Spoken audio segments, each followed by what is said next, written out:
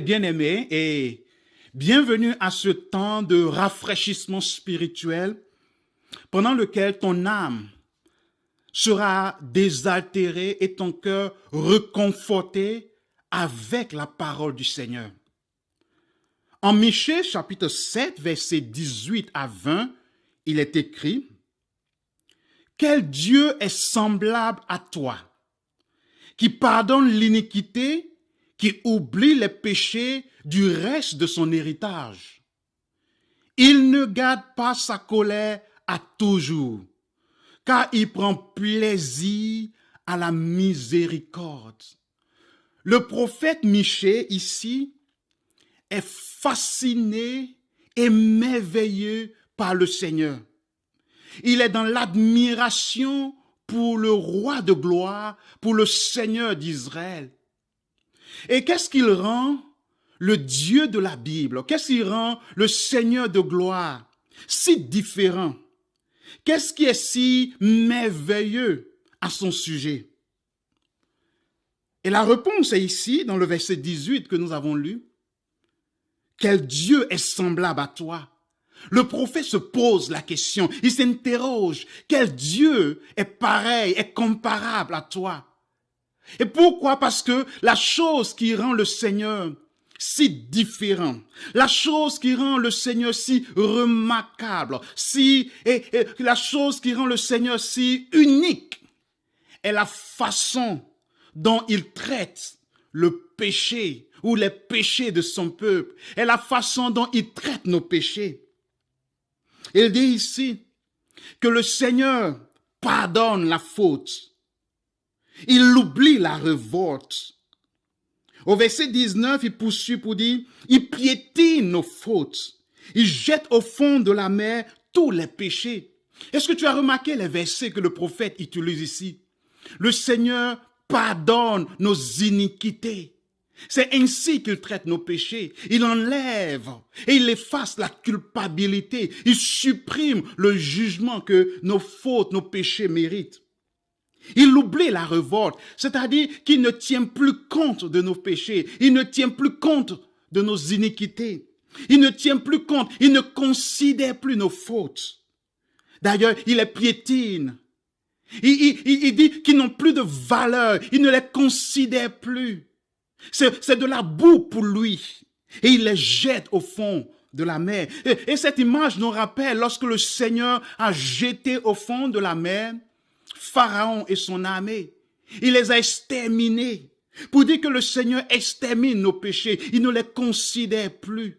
C'est ainsi, la Bible dit, qu'il traite le péché du reste de son héritage. C'est-à-dire, aujourd'hui, pour ceux qui par la repentance et la foi ont placé leur confiance en Jésus-Christ, qui a subi à la croix pour nous la colère divine. Et si tu fais partie de l'héritage du Seigneur, par la foi, par la repentance en Jésus-Christ, sache que c'est ainsi que le Seigneur traite tes fautes. Peu importe la gravité, peu importe la nature de ton péché, peu importe le nombre de ton péché, parce que Jésus-Christ a subi déjà la colère divine, tu es pardonné, ton péché est oublié, tes fautes sont piétinées, tes iniquités sont jetées au fond de la mer. Dieu ne t'en veut plus. D'ailleurs, il est pour toi, il n'est plus contre toi. Oui, c'est ainsi que le Seigneur traite nos péchés. C'est ainsi que le Seigneur traite nos iniquités.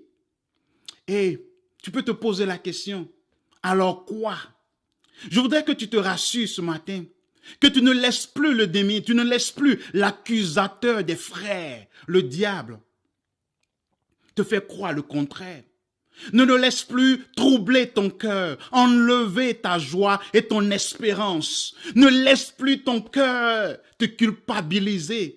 Reconnais ceci, la Bible dit que Dieu est plus grand que notre cœur. Et lorsque notre cœur nous culpabilise, Dieu nous a déjà pardonné. Ne laisse pas la stigmatisation que tu subis à cause de tes péchés du passé te détruire. Lorsque ton passé te reproche, Rappelle-toi, le Seigneur dit qu'il traite tes péchés de façon différente. Il te pardonne, il les oublie, il les jette au fond de la mer. Pourquoi? Parce que la raison, le fondement de ce traitement n'est pas en toi, n'est pas ce que tu ressens, mais en Dieu lui-même. Car il est écrit ici, car il prend plaisir à la bonté. Ce n'est pas à contre-cœur que le Seigneur nous pardonne. Ce n'est pas à contre-cœur qu'il oublie notre révolte. Ce n'est pas à contre-cœur qu'il jette nos péchés au fond de la mer.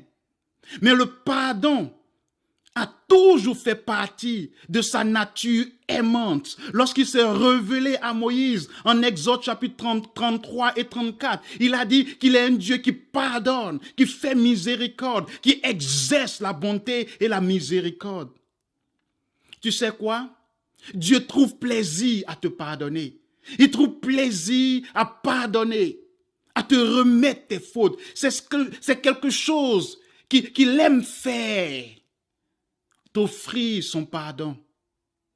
Si tu veux le recevoir, si tu veux venir ce matin, sincèrement, si tu veux venir cet après-midi, sincèrement, si tu veux venir ce soir, sincèrement, reconnaître tes péchés, reconnaître tes fautes, tu sais quoi? Il trouvera en lui une grande joie à te pardonner, à te remettre tes péchés, afin que tu puisses, comme le psaume 32 le dit, être heureux, car il est écrit, heureux l'homme à qui le Seigneur pardonne ses fautes. Qui est semblable à notre Dieu? Qui est pareil à ce Dieu qui pardonne, qui remet nos péchés, qui absout nos iniquités, qui oublie nos révoltes et qui nous donne la joie du pardon chaque jour, car il nous a déjà pardonné. Pour ceux qui sont en Jésus-Christ, il nous a déjà pardonné. Il nous pardonne aujourd'hui pour nos péchés actuels et il nous pardonnera encore et encore pour nos péchés à venir. Alors ne laisse pas la culpabilité, ne laisse pas l'accusateur des frères, ne laisse pas les hommes détruire la joie et l'espérance que tu as et que tu as reçue de la part du Seigneur qui pardonne nos péchés. Rappelle-toi, si Dieu gardait le souvenir des iniquités, qui pourrait subsister? Mais le pardon se trouve auprès de lui, afin que nous le craignons.